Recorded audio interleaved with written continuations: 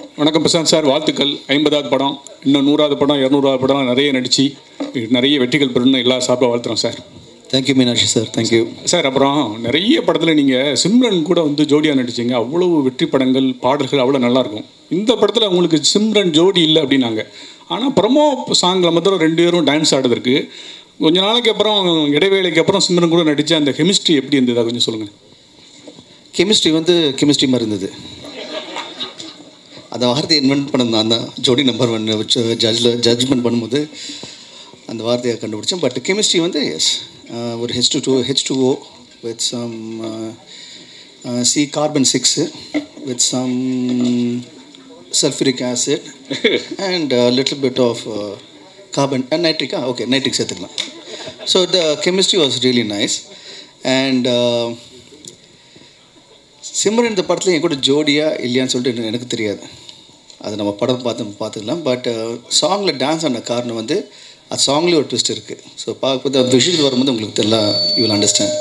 So thank you so much sir. Prashanth sir, வாழ்த்துக்கள்.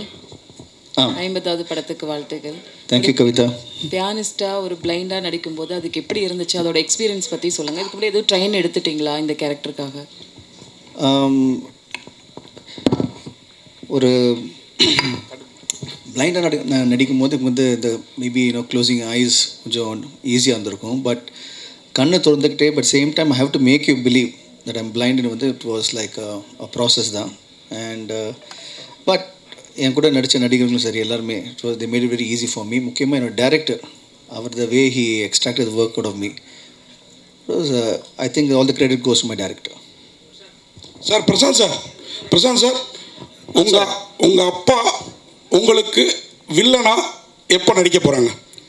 வில்லனான்னு நான் நிறுத்தினேன். ஆக்சுவலாக பல பேர் சார் இதுக்கு விளக்கம் கொடுத்துட்டாங்க நிறைய யூடியூப் இதிலெல்லாம். ஆனால் உங்களோட வாழ்க்கையில் தந்தை சொல் மிக்க மந்திரம் இல்லைன்னு வாழ்ந்துட்டு இருக்கிறவர் நீங்கள். உங்களோட வெற்றிக்கு அவர் தான் காரணம். ஒரு மனுஷன் வந்து 10 வருஷம் 15 வருஷம் ஹீரோவாகவே இருக்கிறதுங்கிறது சாதாரண விஷயம் இல்லை. அதுக்கு பேக் போன் சார் தான். ஆனால் இது தெரியாமல் பல பேர் பல விஷயங்கள் பேசுகிறாங்க. அதுக்கு சார் விளக்கம் கொடுத்துட்டாரு. இப்போ உங்கள் விளக்கம் வேணும் எங்களுக்கு. இல்லை, நீங்கள் கேட்ட கேள்விக்கு வந்து இப்போது நான் அவர் சேர்ந்து நடித்தேன்னா 2 ஃப்ரெண்ட்ஸை தான் நடிப்போம். 2 ஃப்ரெண்ட்ஸ் நடிப்போம், 2 ஹீரோஸ் நாங்கள் 2 பேரும். ஸோ ஹீரோ தான் அந்த மல்டி ஸ்டார்மாக தான் நடிப்போம் தவிர்த்து வில்லனாக வந்து சான்ஸே கிடையாது. ஏன்னா அவர் ட்ரை பண்ணாலும் வில்லன் இருக்க முடியாது அவரால். அதனால் ஸோ நான் அவர் சேர்ந்து நடித்தா கண்டிப்பாக ஒரு ஆக்ஷன் பேக்ட் ஒரு 2 ஹீரோ சப்ஜெக்டாக இருக்கும். பிரசாந்த் சார், சார் இங்கே sir Prashanth sir வாட்சிங்க sir. Okay.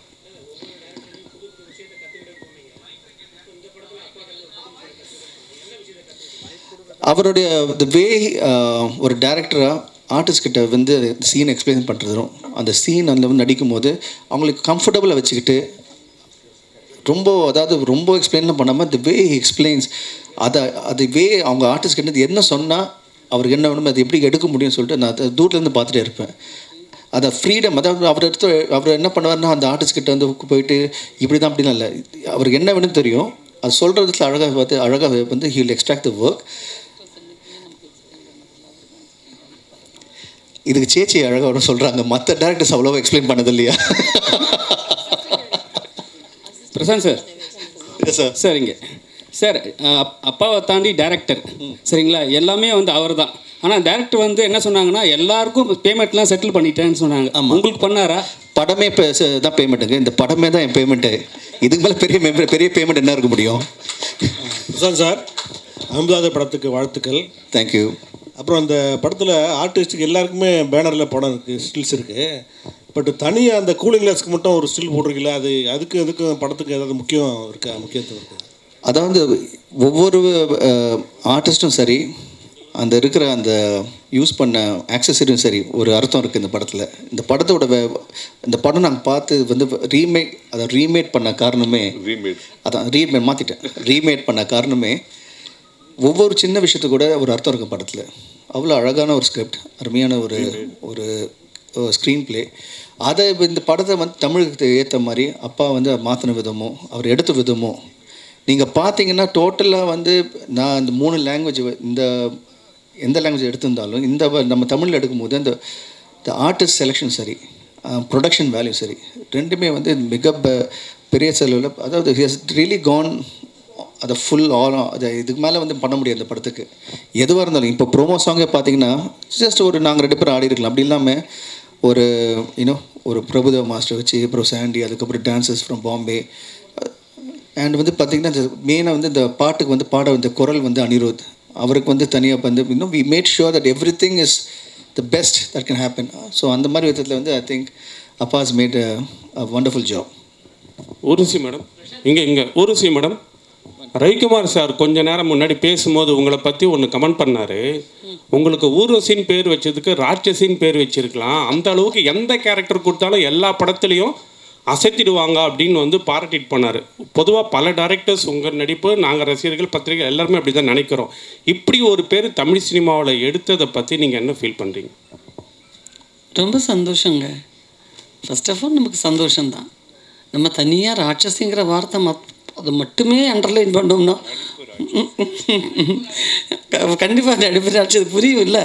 தனியாக இப்போ லாங்குவேஜ் தெரியாமல் ஃபஸ்ட்டு வந்து தமிழ் கற்றுக்கிறவங்க வந்தாங்கன்னா ஊர்வசி வந்து ராட்சசின்னு சொல்கிறாங்க. சிச்சோ பாவம், இந்த ஊருக்காரங்க வந்து அவங்களுக்கு போய் ராட்சசின்றாங்க, அவங்க தான் நல்லா சிரித்து பேசுகிறாங்களே அப்படின்வாங்க. பட் ஃபஸ்ட் டைம் என்னுடைய மதிப்பிற்குரிய கமல் சார் அவர் தான் முதல்ல அந்த வார்த்தை சொன்னார். அதனால இது இன்னை வரைக்கும் ரொம்ப ரொம்ப சந்தோஷமான விஷயம். அப்புறம் எனக்கு இது தாயகம் மாதிரி, தமிழ் சினிமாவிலேருந்து தான் நான் வந்தேன். ஸோ இங்கே எனக்கு வந்து என்ன பட்டம் கொடுத்தாலும் என்ன பேர் கொடுத்தாலும் அது எல்லாமே என் கிரீடத்தில், நடிகைங்கிற ஒரு கிரீடத்தில் இருக்கக்கூடிய ஒரு வைரங்கள் மாதிரி, ரத்னங்கள் மாதிரி தான் நினைப்பேன். அது எல்லாமே ஒரு உங்களுடைய வாழ்த்துக்கள். நன்றி.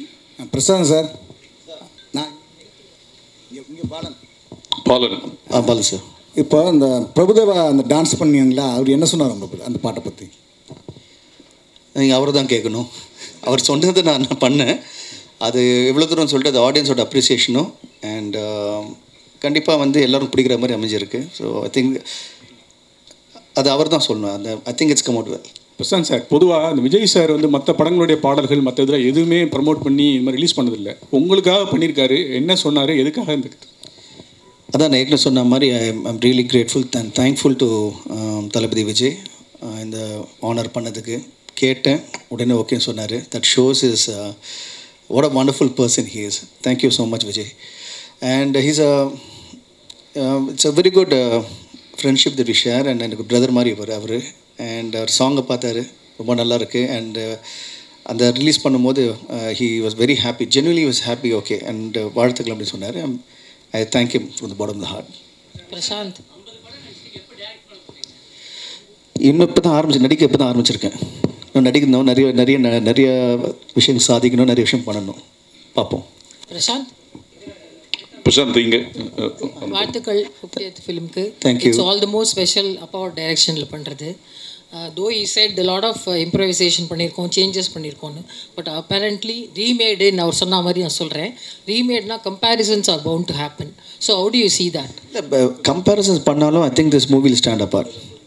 The way the star cast and the way it's been visualized, Ravi sir with cinematography, and the way each frame has come out, I think it will stand out. No, especially your acting, I'm saying. That நீங்க தான் சொல்லணுங்க. அது I've done my job, I've done the best I can do. அது நீங்க தான் சொல்லணும். Thank you. கேளுங்க sir. அங்கே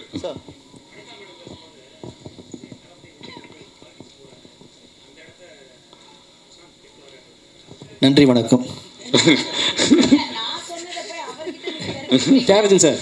சார் சார் இங்கே தியாகராஜன் சார், உங்களுக்கு சார் இப்போ வந்து பிரசாந்த் சார் வந்து நடிக்கும் போது தமிழ் படத்தில் நடித்தாங்க. அதில் வந்து ஊர்வசி மேடம் இருந்தாங்க, சிம்ரன் மேடம் இருந்தாங்க.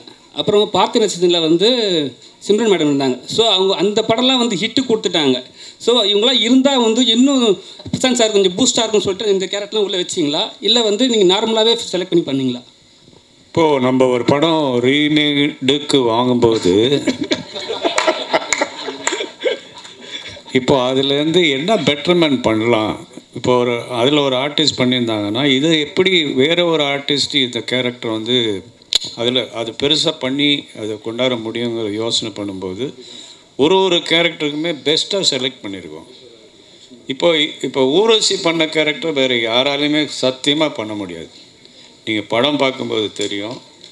அவர் சொன்ன மாதிரி நடிப்பு ராட்சசி தான் அது. அந்த சீனை உள்வாங்கி பண்ணுற. அதே மாதிரி சின்ன கேரக்டர் பூவையார், அந்த பையன் கலக்கிட்டு போயிருப்பான். ஆதேஷ் பாலா, அப்புறம் இதில் நடித்த கிரண், இது மாதிரி நிறைய கேரக்டர்ஸ் இதில் பண்ணியிருக்காங்க. விஜேந்திரன் ஒருத்தர், ஒரு சின்ன கேரக்டர் இருந்தால் கூட அதை வந்து பிரமாதமாக பண்ணியிருப்பாங்க. இப்போ இந்த கேரக்டருக்கு வந்து சிம்ரன் பண்ணால் நல்லாயிருக்கும்னு நினச்சது வந்து, இதுக்கு முதல்ல ஒரு டைரக்டர் இருந்தார். அவர் வந்து ஒரு இங்கிலீஷ் ஆர்டிஸ்ட் வேணும்னு கேட்டால் அந்த இங்கிலீஷ் ஆர்டிஸ்ட் கூட பேசிட்டோம். ஆனால் என் மைண்டில் வந்து அது இந்த கேரக்டர் வந்து பர்ஃபார்ம் பண்ணக்கூடிய ஒரு ஆர்டிஸ்ட் வேணும், அது கொஞ்சம் எக்ஸ்ட்ராவாக பண்ணக்கூடிய ஆர்டிஸ்ட் வேணும்னு நினைக்கும் போது சிம்ரன் என் மைண்டில் வந்து நான் பேசினேன். அது படம் பார்த்துச்சு, உடனே பண்ணுறேன்னு வந்து பண்ண ஆரம்பிச்சு. இப்படி தான் ஒவ்வொரு கேரக்டரும் நான் செலக்ட் பண்ணி இந்த ஆர்டிஸ்ட் தான் பண்ணணும். இதுக்கு மேலே இப்போ வனிதா கேரக்டர் வந்து ஒரு பொசசிவ் ஒய்ஃப், அது வந்து அந்த புருஷனை பிச்சு எடுத்துரும். அது வந்து உங்களில் பல பேருக்கு அனுபவப்பட்டிருப்பீங்க. அந்த மாதிரி ஒரு பொசசிவ் ஒய்ஃபுக்கிட்ட மாட்டும் போது என்ன அவஸ்தைப்படுமோ அதை வந்து சமுத்திரக்கனி இதில் அவஸ்தைப்பட்டிருப்பார். அந்த அளவுக்கு அது வந்து நடிப்பை பிச்சு பிணைஞ்சிருக்கும் இந்த படத்தில். இப்படி தான் ஒவ்வொரு கேரக்டரும் நான் செலக்ட் பண்ணேன். இது வாண்டடாக பண்ணல, இது தேவைப்பட்டது, அதுக்காக பண்ணோம். தேங்க்யூ. பிரசாந்த் சார், இங்கே சார் உங்களுக்கு பெண்கள் ஹீரோயின்ஸ் பயங்கரமாக ஃபேன்ஸ் இருக்காங்க, ரசிகர்களும் பயங்கரமாக ஃபேன்ஸ் இருக்காங்க, பெண்களில் குறிப்பாக. இதில் நீங்கள் 50 ஃபிலிம்ஸ் நடிச்சிட்டீங்க. ஸோ உங்களுக்கு எந்த ஹீரோயின் ரொம்ப பிடிக்கும்? இல்லை, இப்போ ஹீரோயின்ஸ் வந்து கிடையாது, ஃப்ரெண்ட்ஸ் எல்லாருமே. ஃப்ரெண்ட்ஸ் இருக்கும்போது நீங்கள் ஃப்ரெண்ட்ஸை பிரித்து பார்க்க முடியாது. ஸோ எல்லா ஃப்ரெண்ட்ஸும் எனக்கு பிடிக்கும். ஒன்றா பிரியா, வேறு ஏதாவது கொஸ்டின்? இல்லை இல்லை, she is serious. I've worked with a lot of people, but Simran was a very good friend of mine and she's been an absolute a wonderful co-star. And Priya on the side பார்த்தீங்கன்னா very என்ன சொல்கிறது உங்களுக்கு வந்து she's a kind of you can sounding board மாதிரி ஏதாவது ஒரு idea வேணும் பேசணுன்னா she'll give 10 different versions and she's always been supportive of me and Appa and very right from the movie it started. அவங்க சொன்னாங்க படம் ஆரம்பிக்கும் போது அவங்க castingல இல்லை. End of the day வந்து we wanted her to be a part of the team and we wanted to be the part of the movie. So the way she supported the movie, the way எல்லாருமே every actor supported the movie, it's been brilliant and I'm really thankful to God for giving me such a wonderful actors to be a part of this film. Sir, Aishwarya Rai கூட வந்து உங்களுக்கு ஒரு நல்ல friendship இருக்கு, ஜீன்ஸ்ல ஆரம்பிச்சு. இப்போ அந்தகனுக்காக ஏதோ உங்ககிட்ட ஷேர் பண்ணிட்டீங்களா? ப்ரமோஷன் ஏதாவது உங்ககிட்ட ஏதாவது பண்ணி? இல்லை, இன்னும் பண்ணலங்க, இன்னும் பண்ணல. பட் இப்போ thanks for reminding. Urvashi madam, நீங்கள் தமிழ் சினிமாவில் நடிக்க வந்து 41 வருஷம் ஆயிடுச்சு. இப்போ உள்ள ஹீரோயினுக்கெலாம் இந்த பாக்கியம் கிடைக்கதே இல்லை. இன்னும் பிஸியாக நடிச்சிட்டு இருக்கீங்க. அதை பற்றி சொல்லுங்கள், இந்த வெற்றிக்கு என்ன காரணம்? 41 வருஷம் நீங்கள் சொன்னோடனே ஏன் நீங்கள் இந்த இதை பட் நான் பேபி ஆர்டிஸ்ட்டை ஆரம்பித்து நடிப்புங்கிறதுல ஒரு ஈர்ப்பே இல்லாமல் இது வரைக்கும் தாண்டி வந்தது எப்படிங்கிறது எனக்கே வியப்பாக தான் இருக்குது. என்னை கூட்டத்தில் உட்கார்றதுக்கோ நிறைய நேரம் எனக்கு அறிமுகம் இல்லாதவங்க முன்னாடி உட்காந்து ஷேர் பண்ணுறதுக்கோ எல்லாம் கொஞ்சம் கூட விருப்பம் இல்லாத ஒரு ஆளாக இருந்தேன். பட் சினிமா என்ன ரொம்பவே மாற்றிடுச்சு, நிறைய மாற்றிடுச்சு. எனக்கு சினிமா எனக்கு ஒரு பெண்ணுங்கிற முறையில் சுதந்திரம் கொடுத்துச்சு, வருமானம் கொடுத்துச்சு, அன்பும் பாசமும் பண்பும் சொல்லி கொடுத்துச்சு, இன்றைக்கி புகழும் கொடுத்தது. ஸோ இந்த தருணத்தில் நான் புரிஞ்சுக்கிட்டேன், சினிமாவுக்கு யாருமே தேவையில்லை, சினிமாவை நமக்கு தான் தேவை. ஸோ தலை வணங்கி இருக்கிற வரைக்கும் நாம் நல்லா இருப்போம். நன்றி. அடுத்ததாக சினிமா பத்திரிகையாளர்